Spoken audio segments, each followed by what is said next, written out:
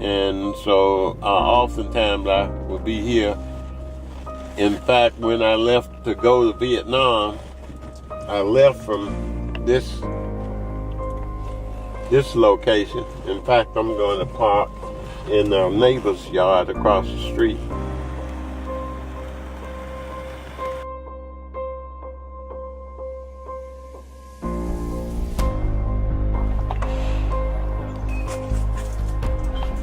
I don't never go in that door. Nobody goes in that door.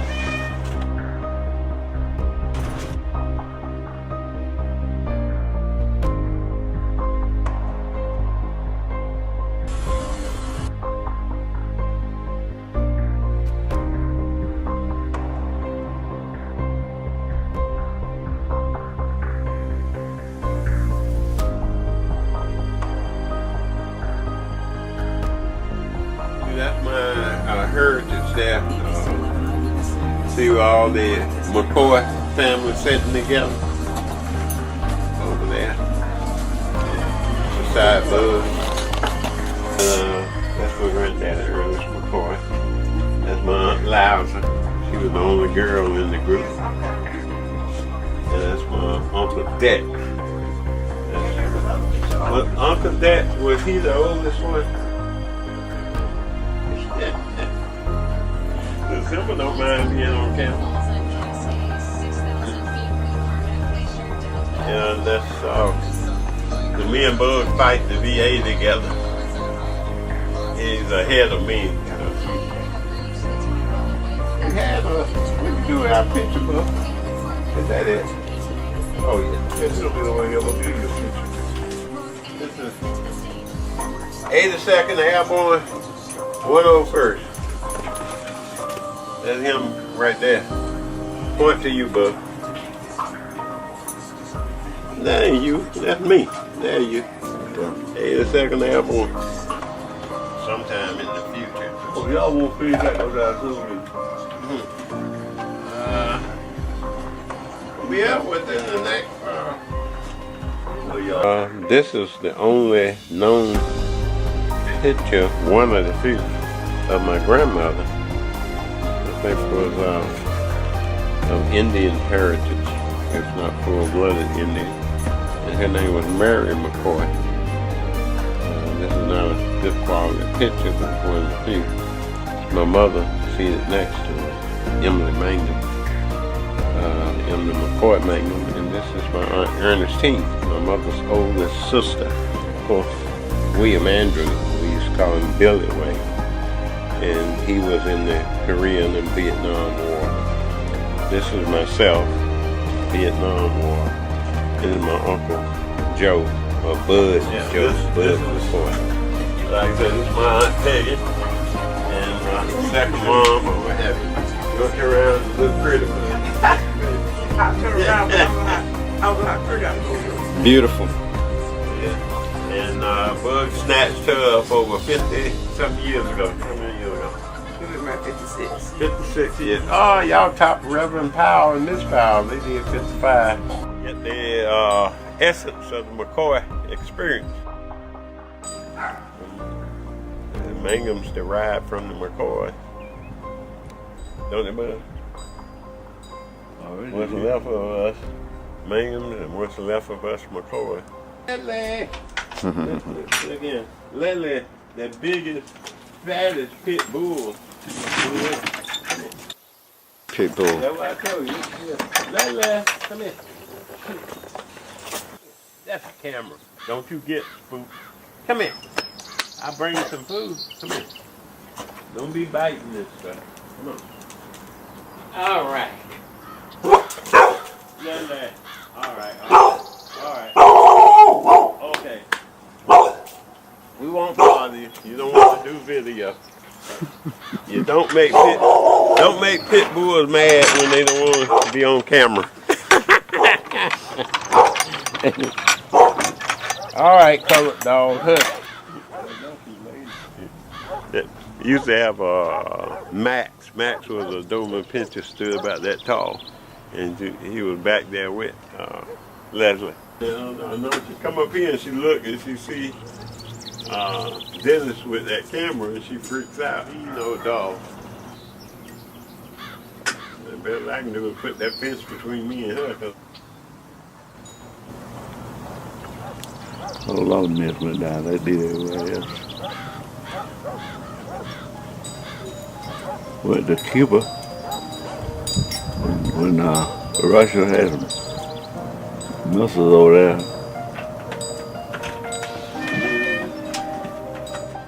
You know that? Yeah, from the Dominican uprising. Oh, I want to get them. Yeah. Set the missiles out of there.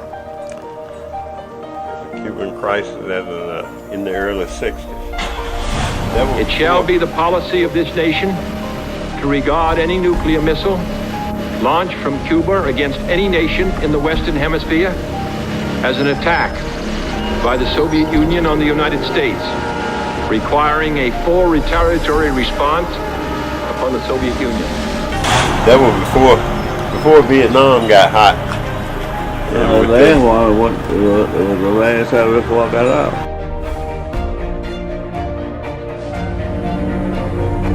In the West, many people still remember the tension they felt then.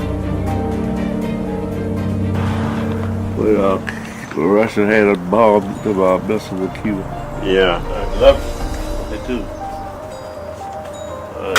Take care and listen to Aunt Peggy.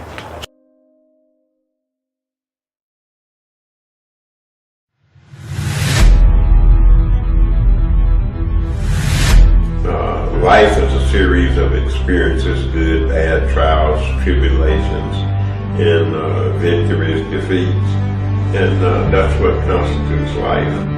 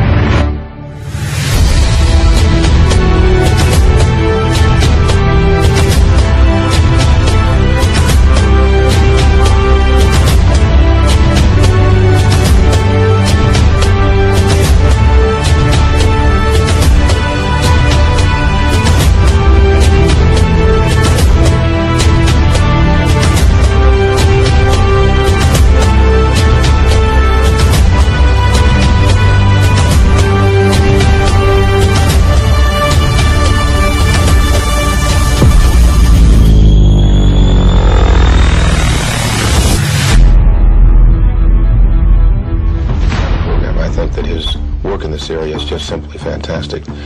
You've got a situation wherein you have youngsters who are committed to the task of learning something about this whole exciting area of telecommunications technology. Excitement surrounding the effectiveness of relay has spread through cities throughout North Carolina.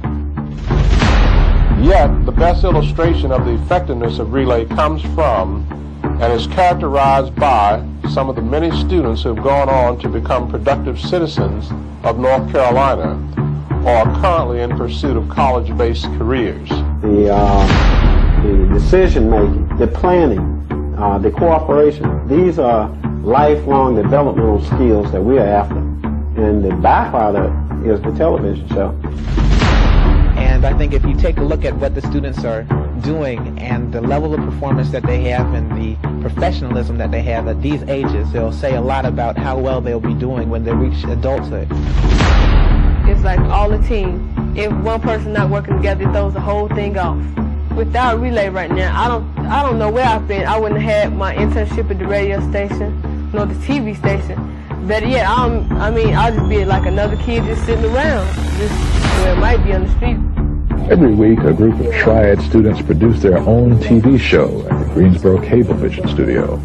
Their guests have included Michael Jordan, Harvey Gantt, and Wally Famous Amos. And he was very adamant at times about if he thought it was right and relate to the students.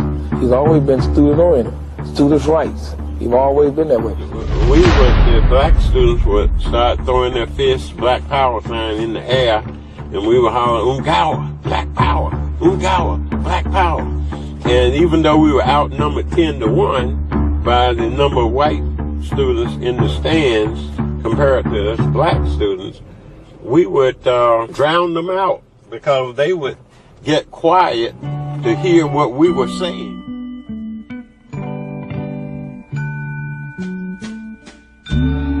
There ain't no room for the hopeless sinner who would hurt all mankind to save his own. That is part of the legacy of what upset not just me. Like I said, this is not a Ted Mangum story per se. This is a story of growing up black in the South.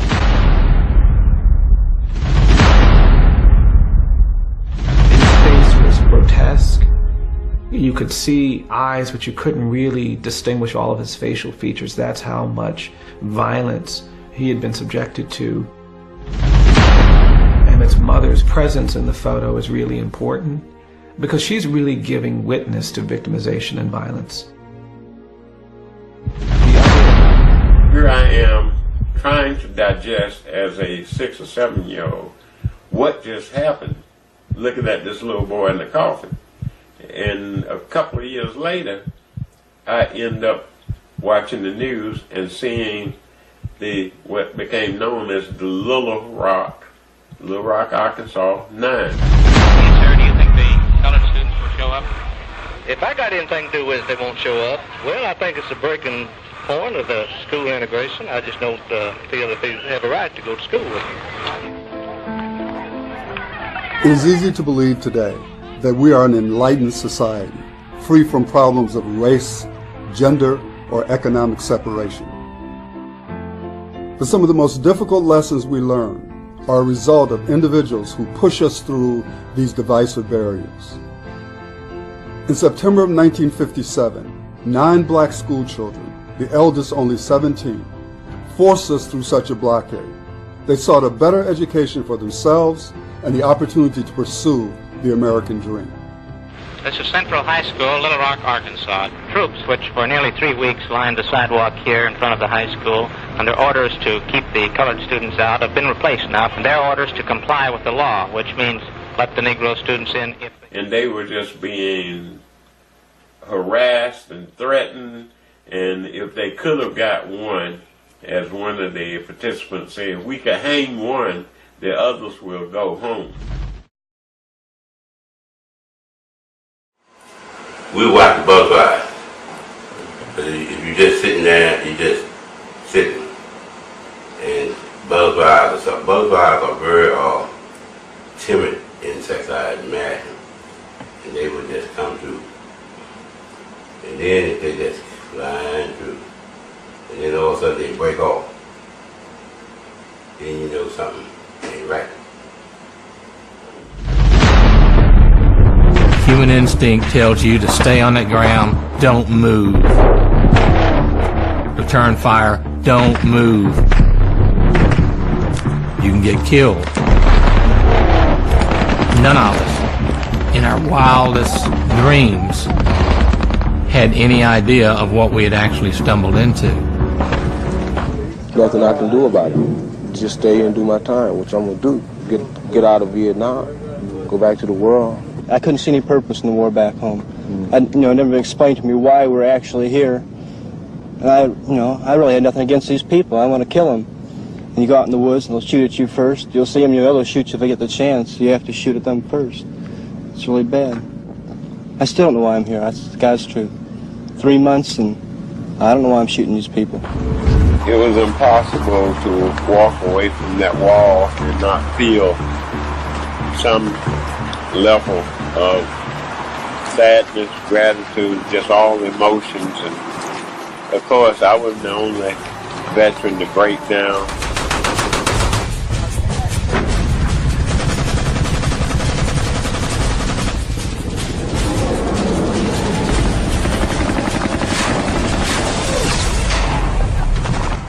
That people die. They come in, pick up the pieces, serve it in the dirt for the tags, and even if you found the tag, you probably couldn't put the tag to the right person, because the person wasn't there. You might find one boot. And so a lot of people, families back in here, in the world here,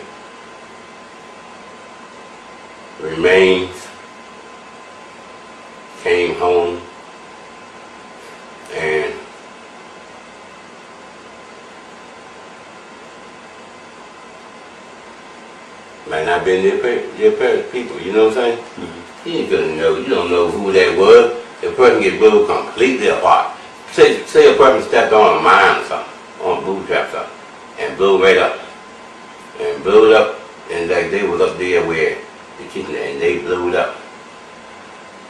And you, as soon as they explode down, you react and you try to hit the ground. You don't hit the ground fast enough that some of that stuff don't hit you. But you hit the ground.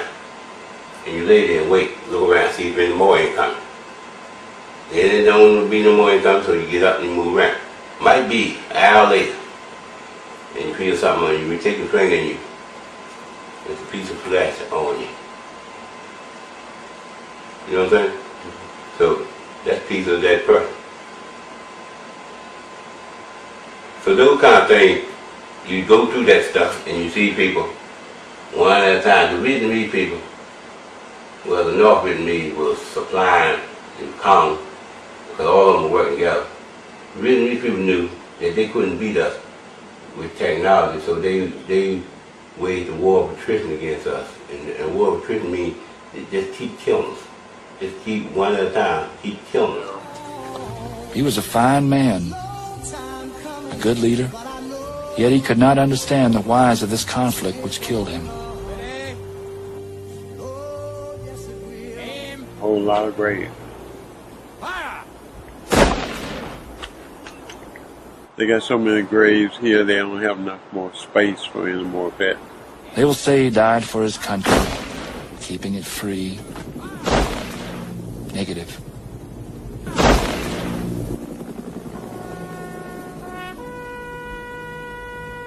This country is no game that I can see, Dad. We're fighting, dying for a people who resent our being over It is here. reinforced psychologically when people encounter stress on the level that you did, combat stress. When they come back to a situation where, I like that metaphor, a building fell down on you and now you're stuck on the inside. You would take ground, leave from base camp, go out on patrol, come back to base camp, instead of going out there and holding what you took, you came back. Then you gotta go back and take it back and look again tomorrow. They moved in, moved out. You went out there while you was out there today. They done moved all kinds of stuff in, let you walk way past and go back in.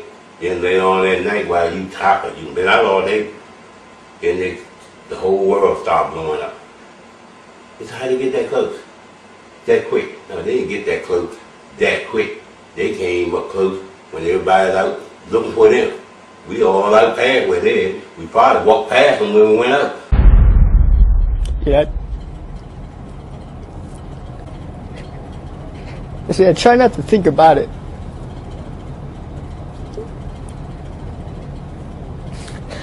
Because when you think about it, then I get like this. And it's not, you know, I don't... yeah. So... yeah, you know, everyone deals with their own way. I try to hide it. I try not to think about it because I gotta stay 100%. You know, I gotta keep a good example in front of the other soldiers. I'm sorry. You're stuck on the inside. Those are all your symptoms. Those are all the things: avoidance, hypervigilance, all of those things that the nightmares, the intrusive thoughts. All of that is the stuff that dropped down on you in that period of time. That's what you began to feel. Why not? Just another day in the dump.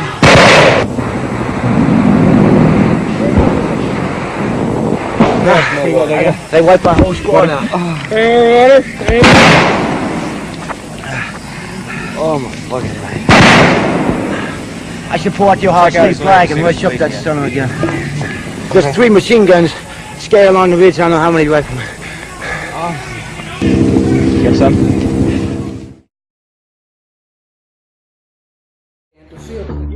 And then it hit him. What if he helped other kids build meaningful lives? Wouldn't that give them the incentive to make the right decisions for their future as he did? Ted Mangum resolved that day to try. And 10 years later, here is the result of that resolution. 33 young people at work, broadcasting Greensboro City Council meetings on cable television. They also create video presentations for business and documentaries using equipment Mangum bought. We give them opportunity to first build their self-esteem by being able to master a lot of very complicated equipment. As I think about the relay program and the benefits that might come from it, it's a win-win situation. Some have even said win-win-win. The win is, number one, and most importantly, I think, is the young people are having an opportunity to learn a skill. They're having an opportunity to interact with role models. Those would be the returning soldiers, and the win for the soldiers on their behalf is again going back to this growth phenomenon, to recognize that they are interacting with the kids in such a way that the children or the young people are preparing for their futures, they're gaining the skill, but simultaneously the soldier is getting some kind of positive reinforcement, again, that function of altruism that we talked about as a vehicle towards growth. So it's a win-win in that regard.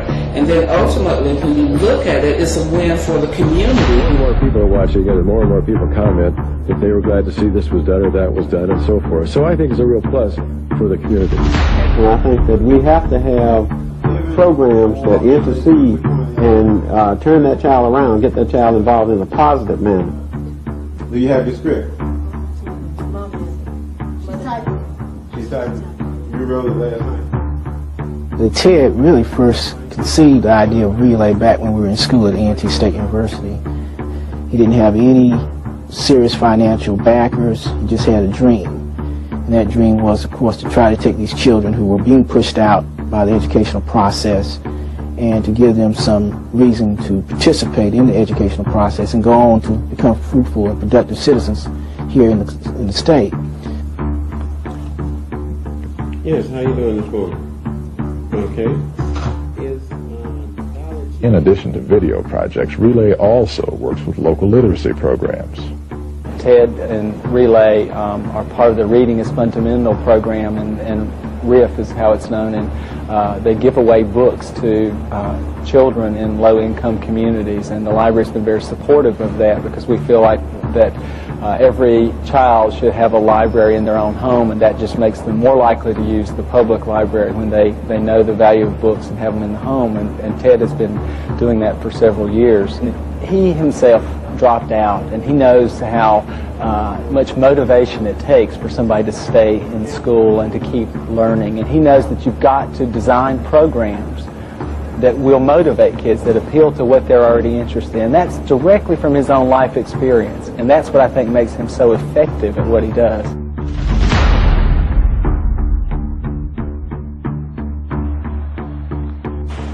So Parkway was really more than a business. It was a response to a need for students, a need to our community, and it filled a gap in most of the things that I was able to conceptualize and implement were in response to a need.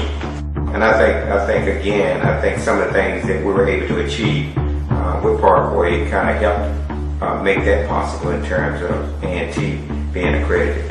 But when they came down to interview us, they sent a video crew, and they interviewed us as if we were doing a video article.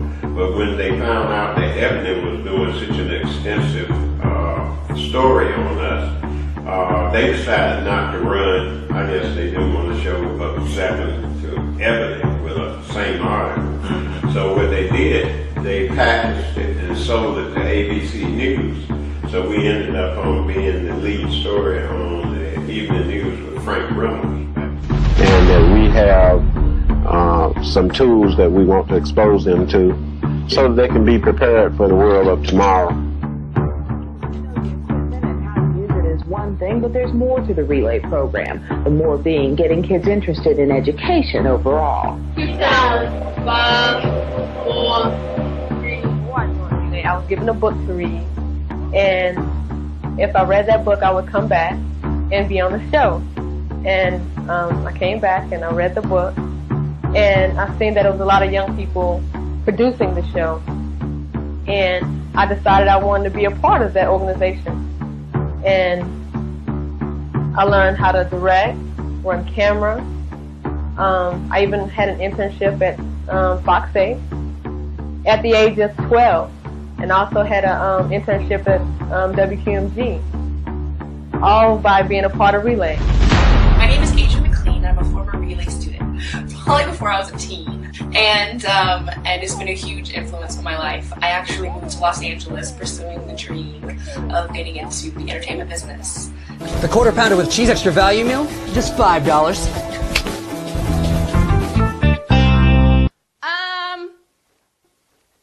I don't see him. Try the dining room? Nope. How about the kitchen cabinet next to the stove? Yep, got him. Yes! Thousands of name brands up to 75% off MSRP. A lot of that is due to Ted Magnum and the Relay program. I loved being a part of Relay. I learned so much. I always wanted to be behind the camera, running camera, or doing editing, or being the director. I actually was always the one to be in front of the camera, and looking back on it now, it was a blessing, because I am pursuing my dream in Los Angeles, so that I can be in front of the camera all the time. However, I do actually have a production company, Still Waiting Productions, and we produce a web series called Dating Games LA. And all of the tools that I use in the show, or to create the show, was from Relay. Knowing that a TV show isn't just people on television. There's so many more things that are involved in that. You learn about editing, you learn about directing, you learn about getting the people to come in, having them know their stuff, and being able to translate that in a positive way on camera. It was a huge influence in my life, and it's definitely been helpful for me being out here and having my own business, in a sense, to bring that to other people. I think it's an amazing program.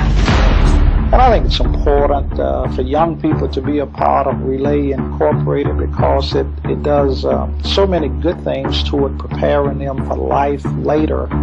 As an example, it helps them to become more disciplined. It certainly helps them to understand that in order to be successful, they have to work hard toward a goal. It helps them in the sense of understanding that if you're going to be successful in life, you have to prepare yourself. Those are the same kinds of things that are taught in school. You know, I got to UNC, I was like, I'm here for a reason. I'm here to get education. I'm here to succeed, because that's the only way that's what Relay was about. It wasn't about videotaping, it was about information technology. Who would have thought, 15, 20 years later, the world could be based upon information technology. And that's because when the internet came out, we were all like ahead of all of our peers. We all knew what was going on. With the digital age, we were like leagues beyond the people around it, When we first joined Relay, we were, my twin brother Evan and I, we were 11 years old. And once we started, we were very intimidated about everything, because everything was high tech and everything was going, and everybody knew what they were doing, and we didn't think we'd learn. But everyone taught us. We became friends with everyone in the program. We became, and we gelled as a unit.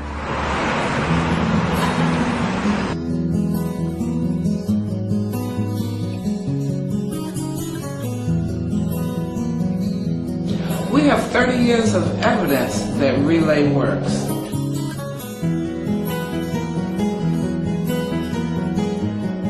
So here you are, from Vietnam to America's Child Relay, replacing the crutches and excuses for failure with the tools for lifelong success.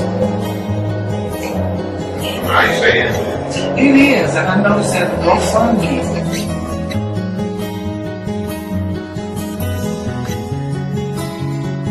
And I think it's rather embarrassing to think that Ted is probably making a larger investment in some children than their parents are. And so I think that's the biggest lesson we've got to learn, is setting our priorities. And Ted definitely has his priorities, in shape.